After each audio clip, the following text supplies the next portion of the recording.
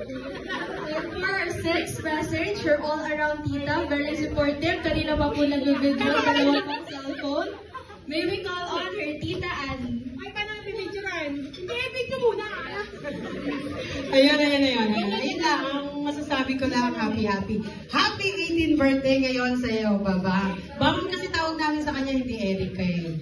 Ayun, alam mo naman kung paano namin to pinalano ni Tita Yeyi mo, lahat ng mami mo, saka daddy mo, saka si John. Hirap na kami magpasalusot kasi ang alam niya si Jollibee talaga. Kaya nagagalit siya sa akin, Tita, di ba kita dito mag-shooting? Eh, bawal dito. Eh, nagbayad nga kami dito maya-maya, pupunta na tayo kay Jollibee. Ayun. Kaya akala niya, abangan niya yung mga inanda niyang sayaw. Ay, sasayaw mamaya yan. Ayun, basta yun na lang.